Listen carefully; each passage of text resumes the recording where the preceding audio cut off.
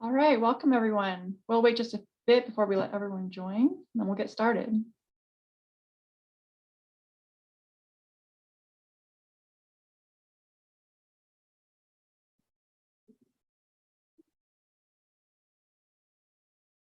All right, welcome and thank you so much for joining us this evening.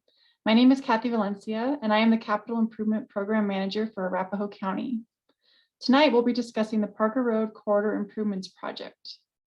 Before we get started, I'd like to welcome Commissioner Leslie Summey for a few opening remarks. Commissioner. Hello, everybody. I'm so glad I got to unmute myself. I was thinking, oh my gosh, they can't hear me. Thank you so much. I am Arapahoe County Commissioner Leslie Summey, and we are talking about my district, which is District 4. I'm a brand new commissioner as of this past November, and I can tell you that I really look forward to working with all of you as I settle into this role and taking over former county commissioner seat Nancy Jackson, whom we all love and adore. So this evening, I want to be able to share some good news about the future of South Parker Road corridor between Hamden and Mississippi Avenues. So Parker Road, as everybody here knows, if you have been on it, is a transportation lifeline for the southeastern metropolitan area. It serves commuters and local travelers, transit routes, regional and local community trails, neighborhoods, healthcare facilities, and businesses. So this corridor also carries regional traffic. It serves all modes of local travel, provides business access. We've got a lot happening in that Parker Road corridor. And now we are working on this project. The project will examine numerous issues that hopefully will lead to transportation improvements in the future. And what it's looking at is the existing conditions of the corridor. It's going to analyze existing land use, and it will forecast future travel and traffic projections. Most importantly about this entire project, everyone, is that we're going to gather public feedback to make sure that our efforts as a county are on track and useful to commuters, to the neighbors, to the community. So I can't stress enough how important it is for all of you to be involved in this project. And I am grateful that you all are involved at this very first step in this town hall. Public feedback is going to help shape the future improvement. So please remember that. In terms of engagement, there are several ways for you to engage with us on this project. We've got our project website, and you can comment through an interactive map. And for those of you who want to comment in a more traditional manner, material will be available starting tomorrow at the Eloise May Library. And you can also contact the project team at C. Now, Kathy, I'm about to give out your email at C. Valencia, V as in Victor, ALENCIA at arapahogov.com. Got it? There you go. And Madison has put it in the chat for us. So all of this information, again, is available at the project webpage. And also, I can tell you what that webpage is, arapahogov.com /Parker Parker corridor. Yes, just what Madison said in the chat. So thank you very, very much. And at the conclusion, we're going to set aside some time to answer questions. I may have some questions too. This is so important. And again, I'm so grateful to see the community here, and tell your friends and neighbors, because we are doing wonderful things in Arapahoe County for the benefit of our residents. And I am excited to be in on this work. So I'm going to turn it over now to our project team for a presentation that will discuss all of the specific aspects of this important project. Thank you all and take good care.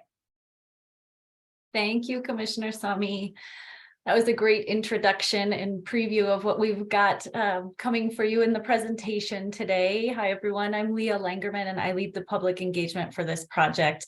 And before we jump into the presentation, I wanted to give a few bits of logistical information to all of you. So you all came in on mute, and the first portion of the presentation will be the project team letting you know some things about the project that we want you to know as background, and some information about the existing and forecasted conditions and the next steps. And then for the second half of the meeting, we will get into answering any questions that you have. So please use the meeting chat. There is a button on the bottom of your screen, and if you don't see that, just hover over the Zoom window and it should appear for you.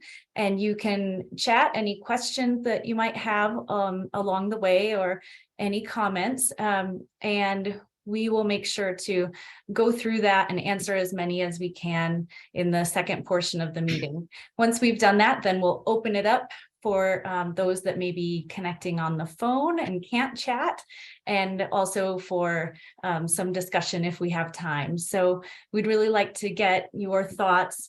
We do have a map that is interactive on the project webpage, and the webpage address is listed there on the bottom of this slide. It's arapahogov.com/Parker Corridor. So any detailed comments that you have about certain locations, existing issues that you might want us to know about, or suggested improvements, we'd love if you would visit that map and put detailed comments in that map for us.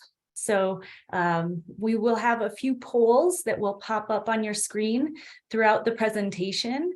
And those are multiple choice for you to answer as we go along. And I'll let Stacy jump in and start the presentation. Okay, thanks, Leah. So my name is Stacy Shore, and I am the consultant project manager. Wanted to welcome you again tonight. We have a few of our project team members, and we'll be providing an introduction to the project. So you're not just listening to me, but also information on the existing and forecasted conditions that we are in the process of compiling and evaluating, and talking about next steps for the project as well. And again, we'll have time for questions and answers at the end. Our meeting objectives are to introduce the project, share our initial findings, answer any questions that you have about the project, and outline ways you can provide input regarding existing issues as well as potential improvements. So we have a few presenters, like I said, with us tonight. You've heard from Kathy Valencia. She is our Arapahoe County project manager. And as I said earlier, I am the consultant project manager. I'll be covering the overall project information, as well as describing the roadway and environmental conditions within the project area. Hannah Polo is here, and she'll go over our multimodal transportation information for the corridor. And that includes pedestrian, bicyclist, and transit travel modes. So when we use the word multimodal, that's what we mean. And Chris Foshing is also here. He is our traffic engineering team lead, and he'll cover the vehicular traffic data along the corridor. And of course, Leah is our public engagement manager, and she's helping us facilitate the meeting and give a few polls during the presentation, including, I think, our first one now. Yes. All right. So there's the first poll. Hopefully you're all seeing that. The first question here, there are two questions as a part of this first poll, is where do you live? Just to give us an idea of where our participants are from. And then the second question is to find out what your interest is in this project. So if you live, work, travel through here, use the businesses and community resources, that helps us get an idea of the people that we have on the call and what kinds of things you're interested in. I'll give it a few minutes as these responses come in. And one other thing I should let you know, if you haven't already noticed, we're recording this meeting so that we can put the recording onto the project webpage. Hopefully that would be loaded tomorrow for anyone who wants to rewatch it, let a friend know how great it was, and encourage them to watch and give their input. But that will be there for you to reference back on.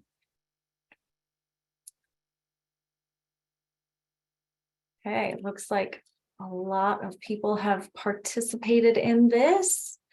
So I will share the results here. Looks like a lot of people from Aurora and unincorporated Arapahoe County mostly. A lot of people that are neighbors of this project or that travel through here are using the community resources. Not as many people that work along the corridor. So thank you all for answering those questions. Okay, great. So starting with the project introduction. So the project corridor. So the project corridor, when we talk about that, it consists of about 6 miles of Parker Road. And our project is focusing between Mississippi and Hampden Avenues. So even when you see some study areas or some information beyond those limits, it's because we understand traffic doesn't start at those limits and things like that. So we are looking a little bit beyond to understand how traffic and different modes move through the area, but those are the limits of this study. So Parker Road through here is Colorado State Highway 83. So portions are managed and maintained by CDOT. And the roadway runs through or adjacent to all of unincorporated Arapahoe County, City of Aurora, and as well as City and County of Denver. So the project goals. So the primary goal of this project, like what we're doing right now, is to identify proposed transportation projects for improving safety, enhancing multimodal travel, improving operational performance, and addressing future transportation needs. As I said, the improvements will be along Parker Road between Mississippi and Hampden Avenues. And while vehicular traffic impacts and benefits will be considered, I wanted to note that the projects will focus on improving multimodal travel along as well as across the corridor. So key steps in the analysis include working with agency and public stakeholders, coordinating public outreach to collect input and feedback on corridor conditions and project recommendations, identifying areas of improvements in the travel corridor, again, concentrating on that multimodal travel and safety, recommending projects, focusing on things that can be implemented in the short term with potential for immediate benefits, but also looking at those longer term recommendations to identify them for additional study and to make sure that the short-term projects will work with them in the future. And preparing a list of proposed projects for the agencies to move forward to seek funding. So this illustrates our project schedule. At the end of 2022 and the beginning of this year, we've been working to compile and evaluate transportation and environmental data within the project area. We're starting to identify the travel needs within the area, and we're having this meeting and outreach to gather your input on that information.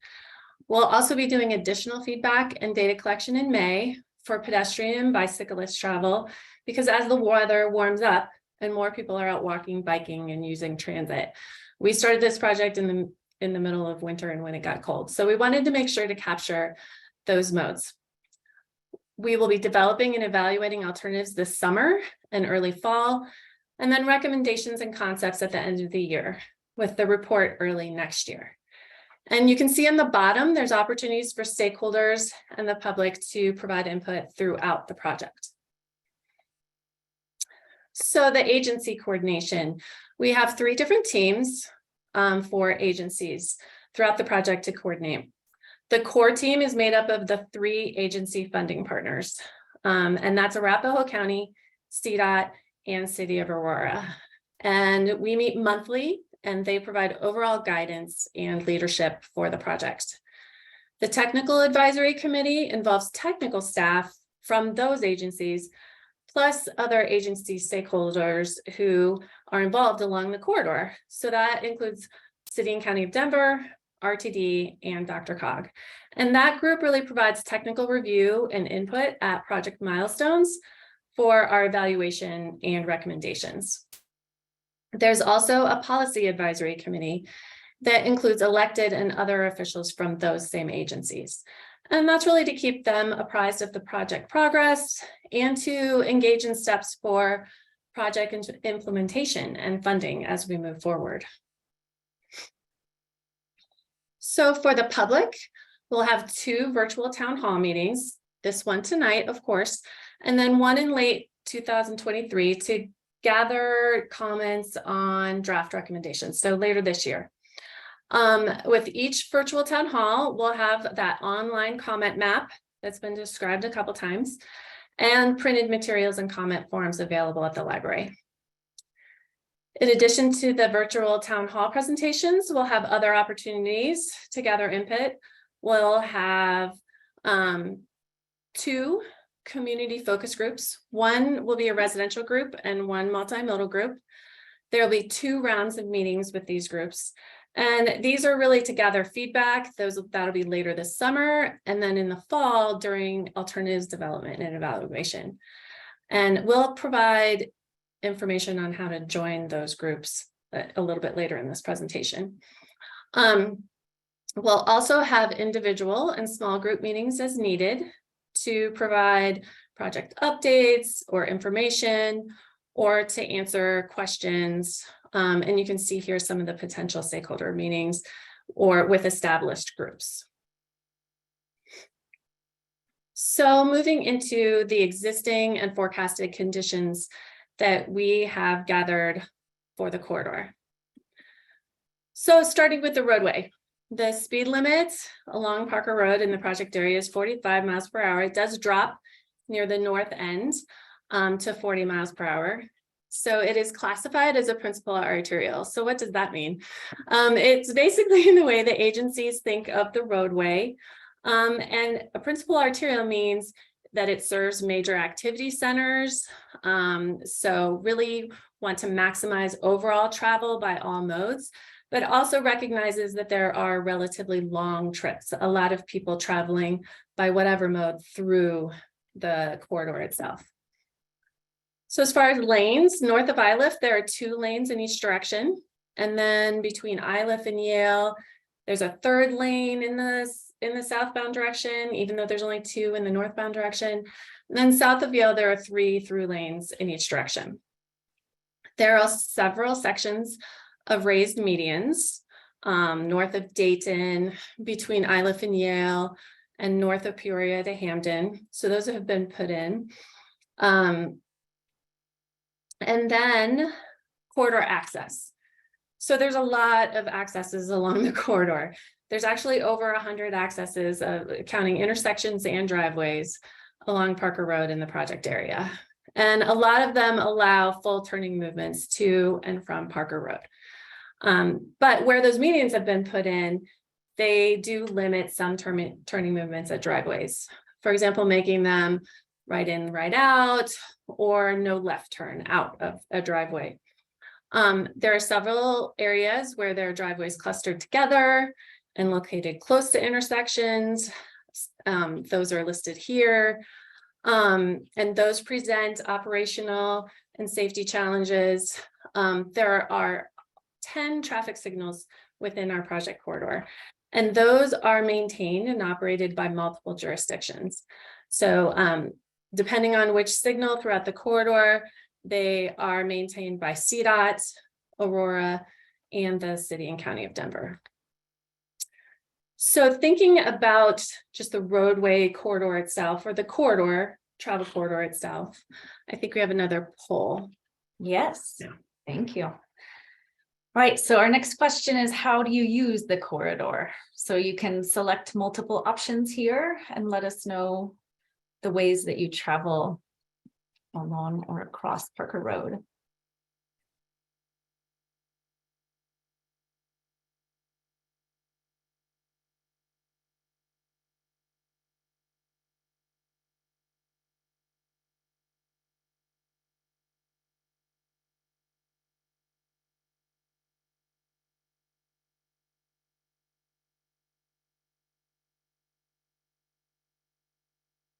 All right.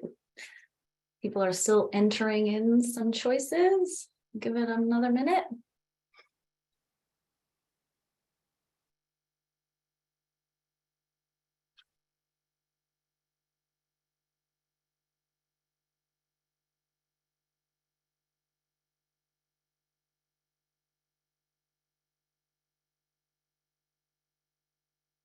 All right. Okay, it looks like personal trips with a private vehicle is the most common here. Even if people are walking or biking or taking transit some of the time, often a private vehicle is involved in some of the trips. So that is the overwhelming majority we're seeing here. Okay. Thank you for that. And now Hannah is going to talk about what we've looked at with bicycle and pedestrian conditions along the corridor. Cool. So I will try to be as descriptive as possible for those of you on the phone. But we've got a map up here, and this information is taken from a smartphone application that people use primarily to track recreational trips, and it's called Strava. So some of the people who indicated that you take some recreational trips along this corridor, you may be familiar with that app. It doesn't include everybody. So that's kind of the negative aspect of this, but it does show us where concentrations are of people who are walking and biking out here. So it's in the legend too, but the red boulder lines are higher concentration and the thinner blue lines are lower concentration. And this is people walking and biking combined. So, probably we would all think that, the regional trails are really popular and heavily used, which is definitely coming through on this map. So the places with the A's are showing a lot of those regional trails and some of the more internal trails that are within Cherry Creek State Park as well. So you can see there's not a ton of color along Parker Road, but there are a number of cross streets that definitely have considerable concentrations. Those are noted by the B markers. So a couple of these are Yale, Florida, and Mississippi. On the next slide, we talk about sidewalk deficiencies. So the good news here is over 90% of the sidewalks immediately along Parker Road are 5 feet or wider, which is an important minimum for ADA accessibility. So the pink lines that we have showing on this map are the only places along Parker Road where there is missing sidewalk. So for those of you on the phone, it's a very small piece. So there's only 7% of missing sidewalk along Parker Road, which is a great place to start. On the next slide, Hannah, can I jump in and do another poll real fast? Oh yes, I'm sorry. I went right along. That's okay. We have a couple in your section, so I just wanted to give people a chance to answer this one about walking and biking comfort and safety. So we're wondering what might make you feel unsafe or uncomfortable when you're walking or biking in the project area. Again, you can select multiple options here. And there is an option at the end for I don't feel unsafe or uncomfortable, if that's the case.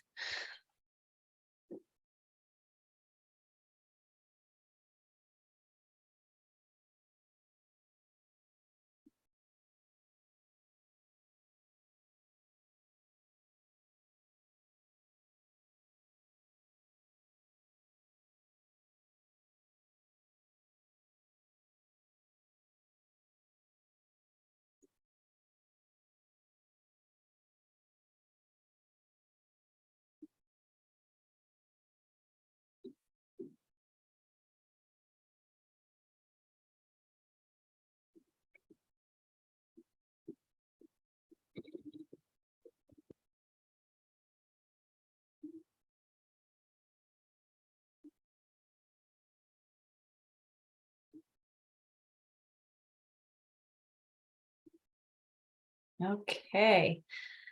Looks like boats are slowing down, but there's only a very small number of you that don't feel unsafe or uncomfortable at some point.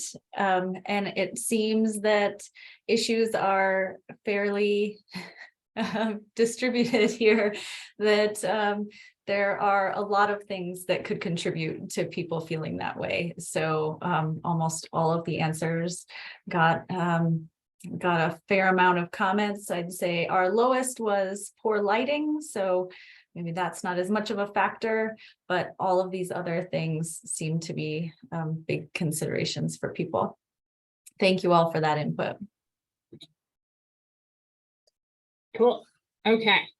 Now we'll talk about transit. Thanks, Leah. So this map is showing the bus stops and the routes that are within our project area. So Route 83L runs along Parker Road for most of the project corridor. That's shown with that orange line. And the thickness is showing the number of people that are on the bus at that location. So you can see the line gets thicker as it goes north towards Denver. Another thing I want to point out here is kind of on the eastern or southern part of our study corridor, our project corridor, is 9 Mile Station. So that's a really important transit hub, not only for rail, but also for a number of buses to transfer between rail and bus. And then our next slide, we're showing our observation and survey locations. So there's a number of locations that we've identified for just going out and observing people and completing surveys with people in person, using current facilities to just get a little bit more details about existing concerns and potential recommendations. Stacy mentioned this at the beginning. We're hoping for good weather the first or second week of May, and hoping for maybe a little stretch where it's not going to get us a spring storm. So the X's on the map are showing potential survey locations. And so we have that at 9 Mile Station, Yale, Havana, Florida, and Mississippi. And then the stars are showing survey and observation locations. So that would be Yale, Florida, and Mississippi. Okay. All right, next poll. Okay, for this one, we'd like to know which of the following in this list that you see are their concerns related to multimodal travel. So that's biking, walking, taking transit along or across the corridor. So which things are your concerns?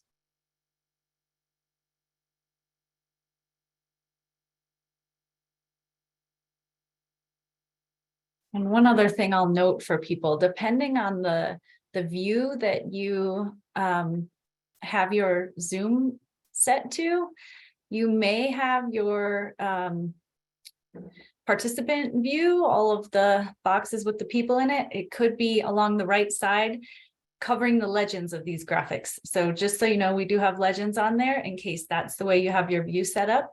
You could change that, or if you were interested in looking at the maps later, you'd be able to see that on the presentation that we'll put online.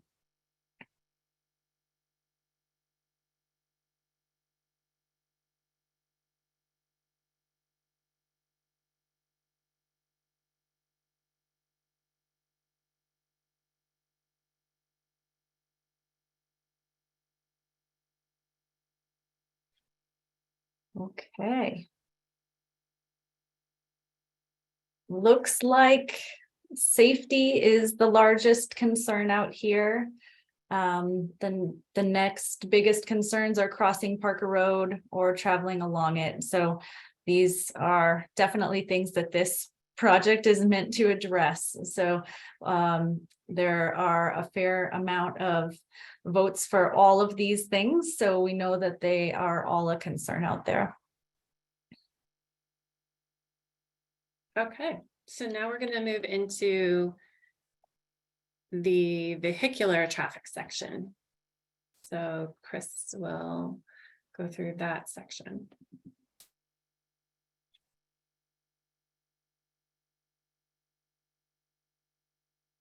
Can you? There you go, Chris. You should be able to talk now. Yeah. Okay, thank you. Welcome. Talking to myself.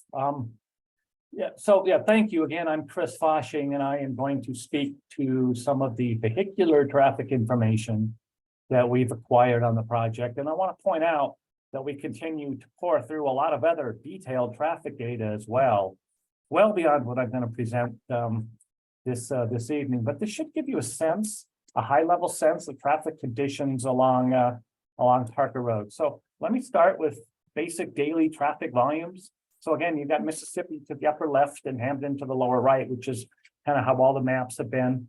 For the upper end, the northern end of our corridor seems to be the lesser traveled part of our corridor. And you can see where we have daily numbers, that's both directions combined, 31,000 vehicles per day up at the north end. And then as we work our way south, the traffic volume tends to increase, it tends to build. Growing to the mid 30,000s per day, reaching 42,000 vehicles per day when we're down between Dartmouth and Peoria. And then when we get to the south side of I-225, north of Hamden, it spikes up to 120,000 vehicles per day. It's pretty significant area. And that's an area too, where I think a lot of people are aware there's kind of this weaving action, we call it, in the northbound direction. Where we got Hamden and Parker Road coming together, and then a little downstream of that, we've got a lot of that traffic trying to depart onto Parker Road and 225 and to Vaughn here as well. Truck presence, heavy vehicle presence. Trucks do not dominate the corridor, but they're there. And then there's some movements where they're a little more robust. But on average, we're looking at about a 1 to 2%, level of heavy truck presence along the corridor. Another thing that we are doing here with respect to traffic is, it's great to know what's going on today, but we want to be mindful about what could be coming tomorrow. And so we're using information provided by the Denver Regional Council of Governments to help us make estimates as to what are these projections going to be in the year 2050. And from the information that we've received so far, and we're still pouring through that as well, we are seeing that the numbers could increase by around 10 to 20% by the time we get to 2050. That's all going to get refined and defined and better determined as we kind of continue through the effort. Thank you. Right on cue. Wow, awesome. So now we start getting into the maps that traffic types really like to geek out on. Okay, so you got to bear with me if I get a little animated and excited, but this is showing information with respect to congestion. So we are able to use kind of a big data source called Streetlight that tells us where people are coming from, where they're going, how fast they're going and such. And so we've been able to use this data source to understand where's the congestion and at what time. So this is a graphic showing the morning peak period, kind of a 7 to 9 averaged over like 7 months for the middle 3 days of the week. And we see two directions here. So you see color on both sides of the street. Obviously on the north side, that's for the northbound flow, and on the south side, it's for the southbound flow. So wherever you see red, that is indicating we've got congestion beyond having no traffic, having kind of a free flow condition. And what pops out to me is, the red that we see down by Interstate 225. And we, approaching the ramp intersection, approaching Peoria, kind of that whole area, we see red, but we see red at Iliff, we see a little red northbound approaching Mississippi here as well. I do want to point out that the morning time period is when we see more northbound traffic than southbound traffic. That tends to be the orientation of the peak flows. Next slide, please. Now we look at the same kind of information, but we look at the evening peak period. And so we see more color here. And that area around 225 and Peoria and kind of starting from Dartmouth, we see even more red and more orange and a greater amount of congestion that's occurring in that area. And as you might expect, since AM, the morning, we had more northbound than southbound. In the evening, we've got more southbound than northbound. It's the reverse, which one would expect. So a lot of congestion from Dartmouth to Peoria. Anecdotally, that feels right to me. I've been caught in that red on more than one occasion when I'm there at the wrong time, and I'm willing to bet a lot of folks who have dialed in feel the same way. We see red at Yale, we see it at Iliff, we see some at Florida here in the evening here as well. Next slide. So another way that we look at congestion, and those maps are fun. Okay, it's hard for me to turn away from the maps. But if we start looking at just kind of travel times, and again, using this big data source that I referred to earlier, Streetlight. Streetlight is showing data that suggests that when there's very little traffic on the road, which is like 3 a.m. or something, folks are traveling the entire length in about 7 minutes, the top row there. And that corresponds to about a 40-mile-per-hour average flow. Realizing that between intersections, people are probably going faster than that. But at red lights, they're obviously not traveling at all, or they're not supposed to be, and they're averaging about 40 miles an hour. We get to that second line, we look at those peak times, northbound, southbound, morning, evening, and suddenly for three of the four scenarios there, 7 minutes becomes more than 11 minutes. So, 4 minutes more to travel that same distance, which is about 50 to 60% more time to just travel from Hamden to Mississippi and vice versa. And if we translate that into an average speed, which is shown in that bottom row, one can see that the average speed during these busy times is anywhere from 25 to 30 miles an hour, much less than the free flow of 40 miles an hour. So it's a way for us to gauge. So between this and those previous two maps, this allows us to quantify the nature and location of congestion that's happening today. Next slide, thank you. Let's shift gears a little bit and talk about safety. And so this is another area where we've acquired a ton of data and we continue to be pouring through it.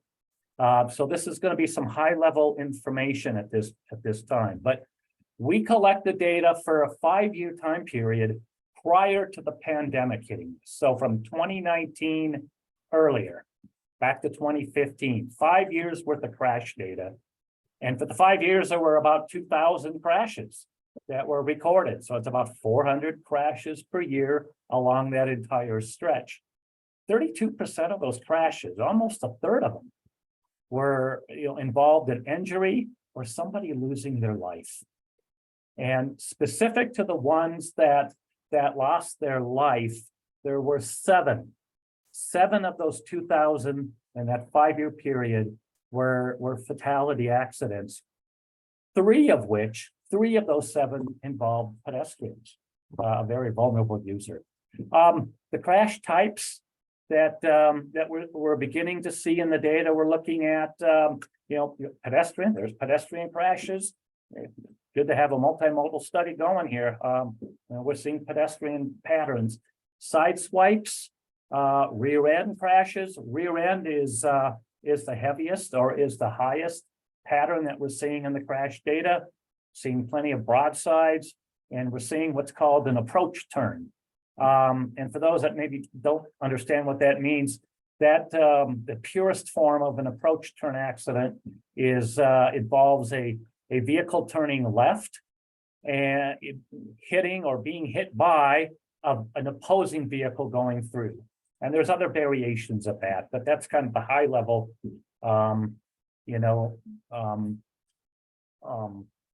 synopsis of some of the traffic information. But if we go one more step, if we focus in on just the intersections, and not all the crashes occurred at intersections, but many did. So if we just look at the intersections, these are the top 8 locations when we just look at the raw number of crashes. These come out again as being the top 8. Havana is actually number 1 in terms of just the raw number of crashes. So this is something that we continue to take a deeper dive. Kind of at a high level, we're seeing there are some sections of this corridor where the crash experience has been maybe a little less than we would have expected for that type of corridor. Other areas where it's been a little bit more. So we are seeing there's maybe room for improvement, and safety is going to be at the forefront of our mind as we continue to look at alternatives and as we can continue with the effort. So with that, I think you probably have another survey. Another poll. Here we go. All right, this one is about vehicular concerns. So which of the following concern you about the vehicular traffic along or across the Parker Road corridor?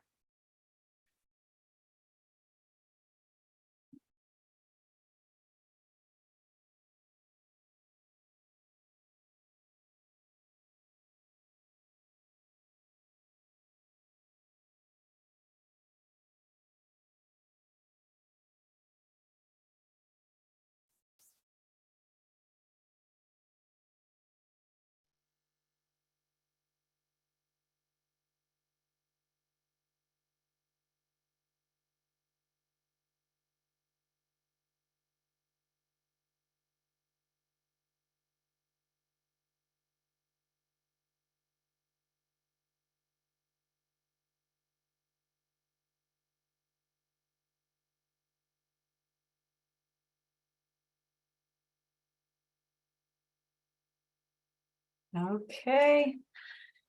Doesn't seem like many people are concerned about conflicts with heavy trucks, freight vehicles, but otherwise everything else is a bit concerning for people. So the congestion and traffic volumes increasing, and definitely the safety again is ranking up there at the top.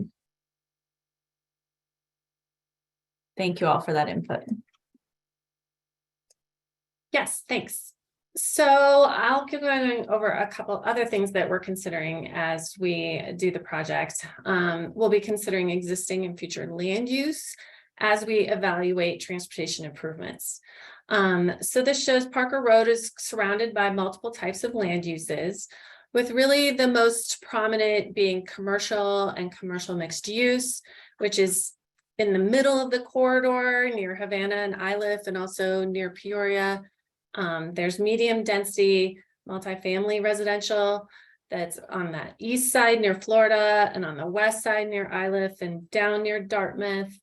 There's a lot of parks and open space located east and west of the corridor, even if it's not directly adjacent to the corridor. We are considering that and connections to those. And low density single family residential, which is really on that west side between Florida and Iliff, and on the east side near Yale, as well as other areas of the corridor.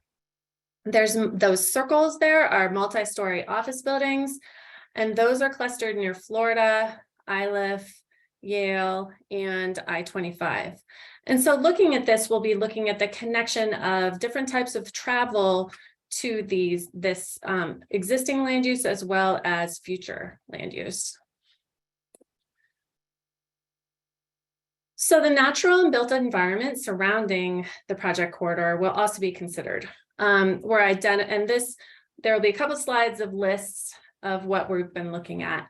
We're identifying environmental justice communities. So those are communities of minority, low income, and limited English proficient populations.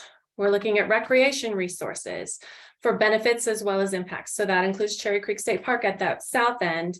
And as I said earlier, the numerous other parks, open space, and trails. We compiled potential historic resources. So the Highline Canal and Parker Road itself are eligible for listing on the National Register of Historic Places.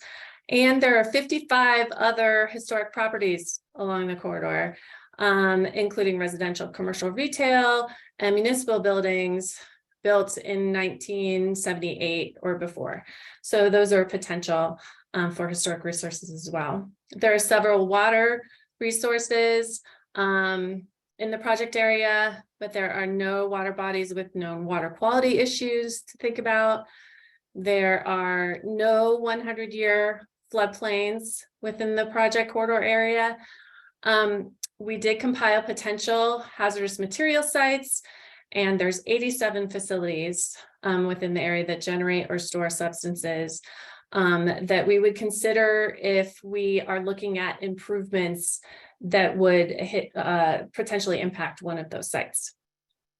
So an important part of an environmental scan are community resources. So we really wanted to highlight that, and that the Parker Road provides access to a lot of important community resources, including 4 places of worship, 2 health and wellness facilities, there's 9 grocery stores, there's 2 hotels, there's the library, the RTD light rail station that we've talked about, there's a recreation center, there's 11 schools within the area, and there's 8 assisted living facilities. So all of these existing conditions and resources will be considered as we move forward with identifying corridor needs, as well as developing and evaluating transportation improvements. So looking at the next steps.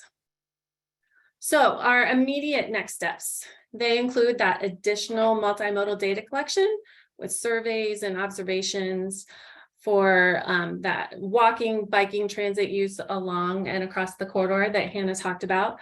And again, that's slated to occur in May, looking for that nice warm weather that gets people out. We will compile and review public input from this town hall, and everything we receive via the web page, emails, whatever way, before and after the meeting as well. Comments are due April 30th, and due means that we'll get them in the compilation of an outreach survey summary that we do for this outreach point. But we will always receive and document comments throughout the project. So if you email or contact us via the webpage or are in the community focus groups, that will also definitely be captured. And with those community focus groups, we are establishing those, and that first meeting will be held this summer to discuss the alternatives development. Again, there will be a residential group and a multimodal group.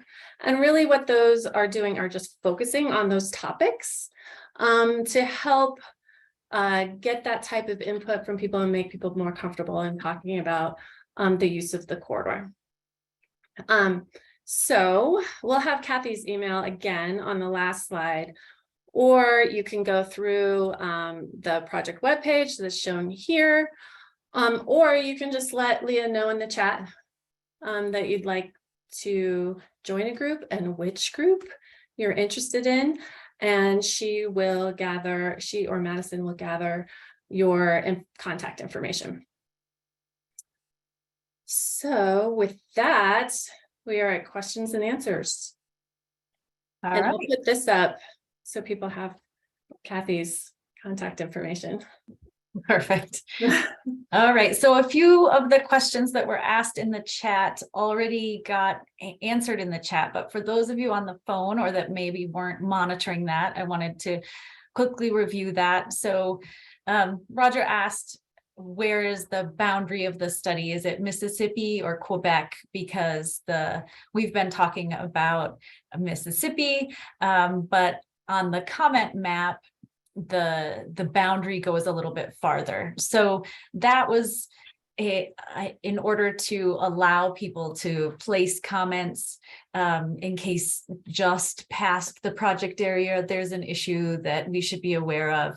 If anything falls outside of this project's project area or things that this project can address on the comment map, we'll be compiling all those comments still, and we will send those to the various agencies, whether it might be Denver or Aurora or Arapahoe County or CDOT. So all of those agencies are partners on this project, and we'll be reviewing all the comments too, but it won't be lost if you put something just past our project limits. Okay, someone else, Jed, asked about how this project would interact or change with the completion of the ILIF project. And so the ILIF project will include bike lanes and sidewalks between Rosemary Street and Dayton Way, and multi-use paths on the east and west ends of the corridor. So this project might include connections to the ILIF multimodal improvements. And this project is also considering the ILIF construction being complete and the conditions that would be occurring after that is done. We expect that ILIF project would be complete in late October of this year. So one other question about if vehicular traffic includes accident data. So Chris, do you want to take that one?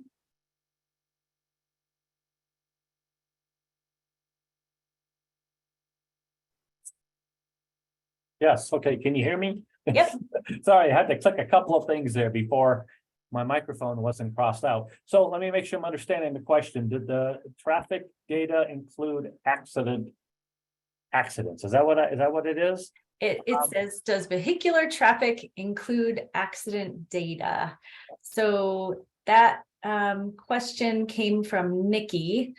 Since we're on that, Nikki, I'll let you unmute and explain and Please, yeah. your question there. That was before you actually talked about the data. So Okay. I was just wondering if we were going to have access to the data, like as the public, because I do data analytics too. So I'd like to look at it myself and maybe learn more about it. So I'll answer that. The actual crash data will not be available to the public. That's something that we agree on with the state. So we are provided the actual crash, not the reports themselves, but data in order to compile and look at types of crashes and such. However, we will summarize the trends and kind of the information like Chris was starting to show in our presentation, but with a little more detail on types of crashes and where they occur and things like that. But the data itself will not be available to the public. Thanks, Stacy. So another question asked if we're familiar with the Business Improvement District on Havana, since they may want to comment on the Parker-Havana intersection. And yes, they have been notified about this project and are on the project contact list, and will be hopefully hearing from them, and if not, coordinating with them. All right, then I believe that well, let's see, Blake had a question about how high of a priority is multimodal development to this project. Is the project mostly focused on improving the experience for vehicular traffic? So I'll let Stacy answer that one. No, it's actually kind of opposite of that. So we are focusing on multimodal improvements. So improvements for biking, walking, and transit use along the corridor. However, as you can see, the vehicular traffic along the corridor is very important as far as the use and feeling and experience, as well as improvements with bicyclists and pedestrians and transit along the corridor. And so what we're doing with the vehicular traffic is making sure that we can understand if there are any impacts to the vehicular traffic, what are those? If we do something to make something better for a pedestrian crossing, how does it impact the vehicular traffic? And those types of things. But we're primarily and it doesn't mean we won't look at vehicular traffic improvements, but we are prioritizing and focusing on the multimodal aspect as far as corridor improvements. The other nice thing is it really, they could be smaller types of improvements that could be done in the more near term with funding, but that doesn't mean that's all we're going to be looking at. Tom asked, where are the highest speeds encountered? Chris, that would be a question for you. Yeah, and I don't have the data on that. I wrote that down, and I think that's a good question. And I think we'll try to look at that and maybe relate that to the kinds of crashes if it's a high crash area, and maybe kind of relate those. So, I mean, my best guess right now is areas that have a low density of traffic signals. So probably, when you get north of Iliff, perhaps. Certainly that Weave area, I've certainly seen some people go like heck there, but that's anecdotal. I don't have the data. Okay.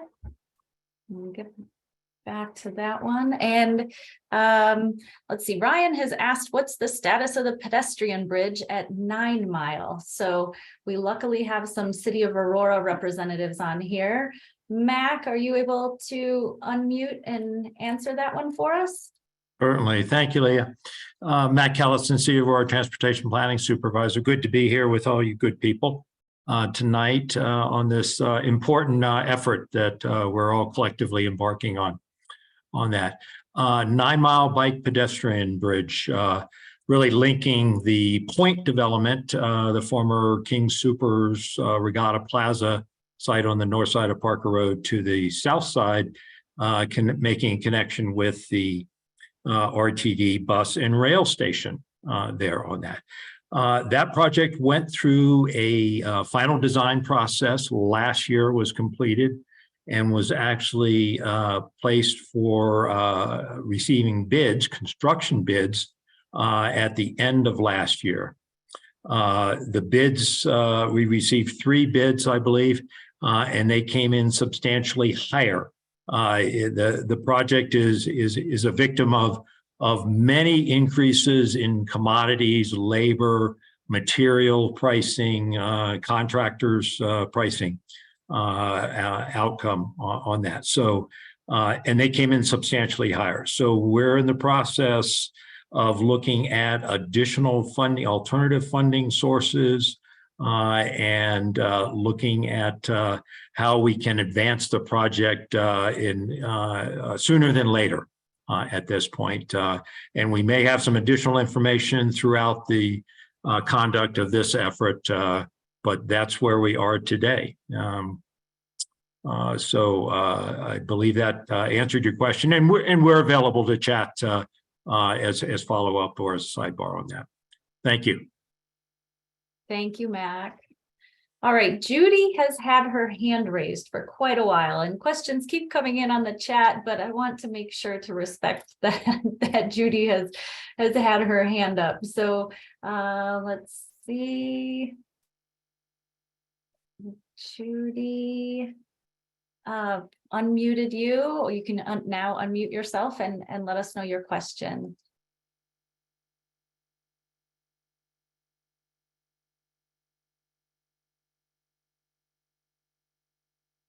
Judy, are you still there? Okay, can you hear me? Yes. Good. I am president of the Indian Creek Neighborhood Association in Denver. We have a connection on Florida, which comes through from Aurora, down Florida to Quebec Street. We've got heavy traffic on there right now, And my concern is that it's going to get heavier as more construction is built east of Parker Road. It's a very steep hill from the Highline Canal down to Quebec Way, and then on to Florida, taking it to Quebec. There are at least 10 to 15 cars at every stop light to get onto Quebec and turn left to go south. It's a real traffic hazard, and Denver is getting ready to put a bike lane in on Florida.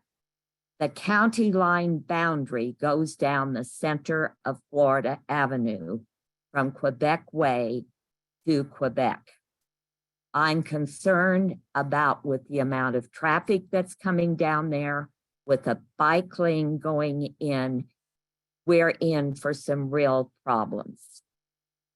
I have addressed this with Denver and tried to keep the bike lane from going in there, but the bike lane is scheduled.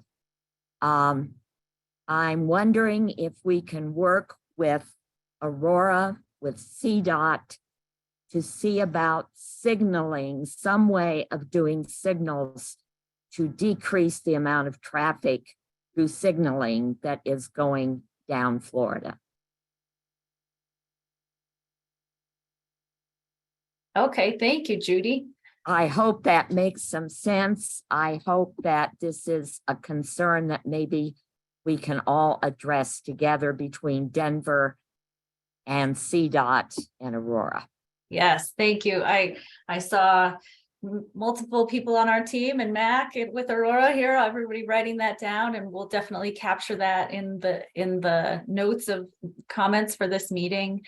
And this is very much a coordinated effort between the agencies. So we will be sure to take note of those comments, and thank you very much for letting us know about that.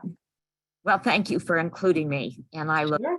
to attending some more sessions. Thank you. Great. Thank you, Judy.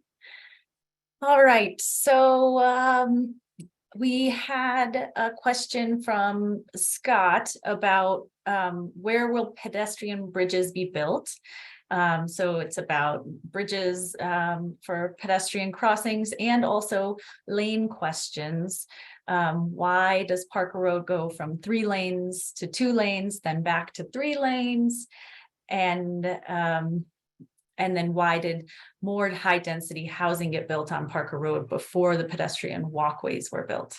So some of those things are beyond things that our project can address, such as the land use and things, but I will send that one over to Stacy.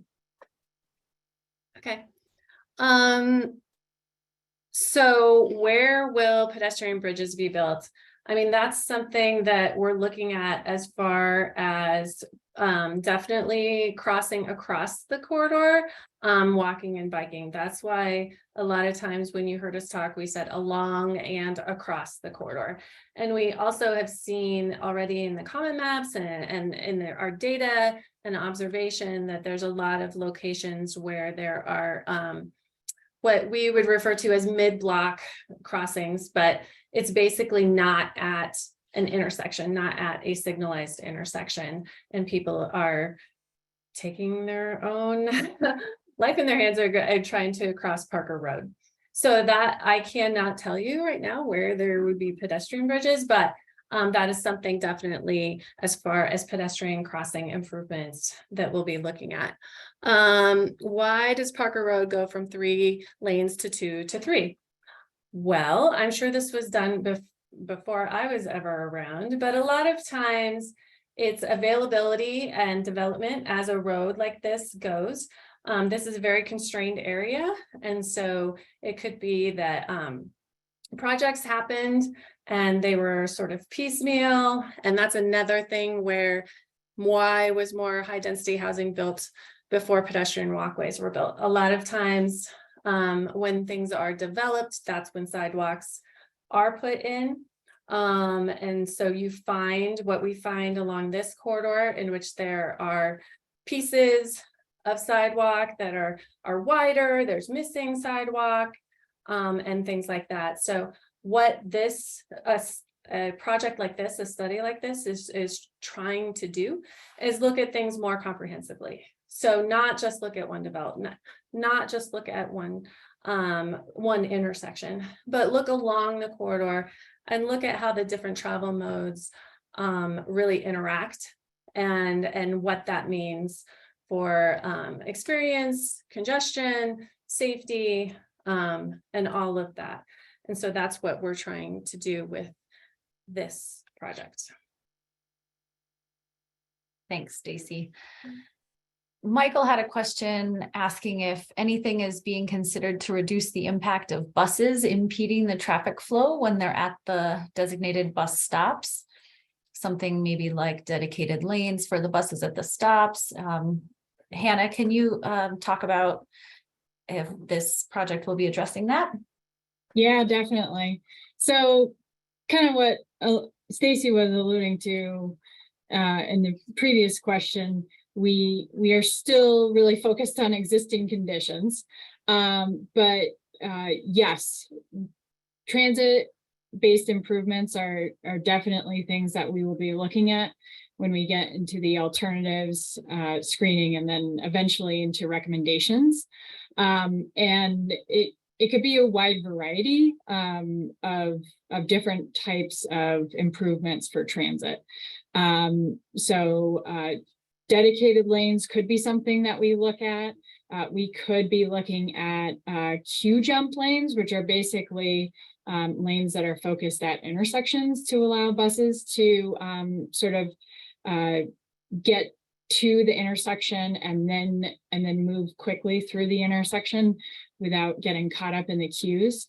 Also improvements to and from bus stops, because most people are walking and biking to bus stops, especially in those areas where we have less than 5 foot wide sidewalks or missing sidewalks. So the short answer is yes, we will definitely be looking at transit improvements that will also work with the larger transportation system as well. Thanks, Hannah. All right. Kieran was asking, can we lower the speed limit along Parker Road to be maybe a maximum of 35 miles an hour? It's the speed that's so concerning, and it seems unnecessarily high. Stacy, do you want to take that one? Sure. So speed limit is set as far as how fast people are driving a corridor. So it is not what you want people to drive, but speed limit is called, it's the 85th percentile. So how fast 85% or less drivers are traveling along a corridor. And so that can be revisited with a speed study, but then you could increase the speed limit if it's actually higher than the speed limit. So, and changing the speed limit signs has been shown to be very ineffective. What we want to do is look at the travel corridor and the roadway corridor, as well as the pedestrian bicyclist facilities and crossings, and look at it in a way that are there aspects, are there things that we can do to help with conflicts, help with speed at locations that needs to happen. So things that change the roadway character, change the roadway experience, the feeling as you drive, are much more effective than just changing out a sign. Thanks, Stacy. All right, another one for you about potential things from coming out of this project. Do we have strategies to encourage commercial properties along Parker Road to use their properties in more of a multimodal friendly way? A lot of those commercial properties on Parker are mostly filled with giant parking lots. Yes, this is a transportation project. However, we, as the agencies, as well as our project team, have discussed and totally understand the interaction and the connection of land use and transportation. And so while we can't change a land use necessarily with our project of a parcel or force things, we can definitely change the multimodal aspects and connections to and along a development in order to help with that future as make them more multimodal friendly. And make the goal is to make Parker Road less of a barrier to that multimodal travel. And so with that, it doesn't mean just not thinking about the land use at all, but thinking about that connection of travel and land use. And so that is something that we're going to be looking at. And part of that will hope our goal is to make the properties and the corridor and the properties along it more multimodal friendly. Thanks, Stacy. So Mark had asked if all the agencies could work together to recognize that pinch point at the Highline Canal Bridge and widen that on Florida. And he said he has been told that Denver wouldn't widen the bridge. And that's the reason that Arapahoe County built the bridge at Long's Pine Grove Park. So that was correct. The widening of the Highline Canal Bridge at Florida is within Denver's jurisdiction. So the county focused on completing the bridge at Long's Pine Grove to provide that Highline Canal access. So I know we're about 15 minutes past the planned end time, and I wanted to give a quick check to see if we have a few people connecting by phone. If any of those folks had a question for us and hadn't been able to put that in the chat. So if you're on the phone and you have a question, let us know right now if you'd like to ask something.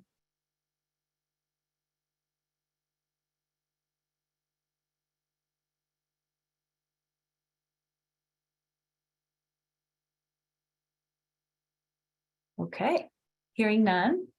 All right. I think a lot of you have already put some questions into the chat, and I'm seeing that there are a few comments coming in, so that is all very helpful. And we will combine anything that is in the chat here tonight with the comments that we receive on the comment map on the project webpage. So don't feel like you have to duplicate that and go in and make those comments again. But if there's something that you have an idea about possible improvement that would help multimodal travel here, or if you have some existing issues that have been bothering you that you'd love for the agencies to know about, please visit the webpage and put those onto the comment map for us. If you don't like using the comment map, you can always also send an email to Kathy. So the web address is here on the webpage or on the screen, and it is arapahogov.com/Parker Corridor. And then again, Kathy's email, for those of you that might not be seeing the screen, is cvalencia, VALENCIA @arapahogov.com. So let us know if you have any other comments, but are there any other questions that you didn't get answered tonight? You should be able to raise your hand and let me know if you needed to ask a question.